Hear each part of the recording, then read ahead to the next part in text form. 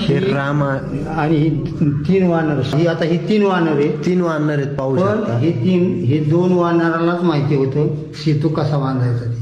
हा हा. ही 2 वानर काय करायची, माणसं नदीला गेली का नाही की त्यांची कपडे आत पाण्यात टाकून देणार, मग हे ते दोन, कपडे हा. ओढायचे. त्यावेळेस आत्रम ऋषी आंघोळीला गेले.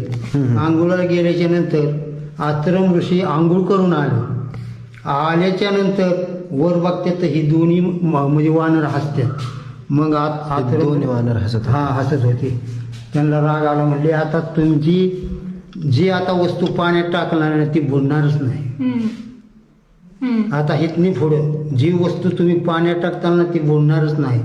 मग ह्या 2च वानराला माहिती होतं सेतू कसा बांधायचा. आणि रामाचं सैन्य 80,000 वानर सेना. आता आणि ही 2 गवंडी. मग त्यांनी सुरुवात केली. मग हनुमानने सांगितलं, जा कोणाला बोलून आण, ह्या 2 वानरांना.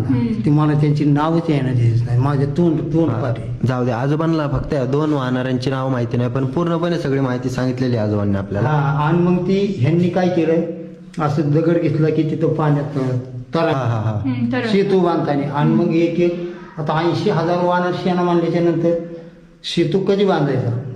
80,000 मधील बिगारी आणि 2च गवंडी. मग मारुतीराया काय म्हणले, तुम्ही फक्त राम म्हणून लिहा. म्हणजे कणा सगळ्या वानराच्या हातात दगड दिले आणि ते राम राम म्हणून लिहा.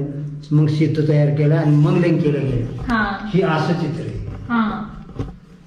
आणि हे पाहू शकता, हे हत्तीचं म्हणजे हत्ती बघा ना, अटॅक केलेला आहे, म्हणजे मारण्याचा, हत्तीला मागून धरणे. आणि शिकून हो, ही बघ एक शिस्त कसं दाखवलं भारी का. हे पाहू शकता, ही बारीक नक्षी बघा, पण नक्षी किती बारीक.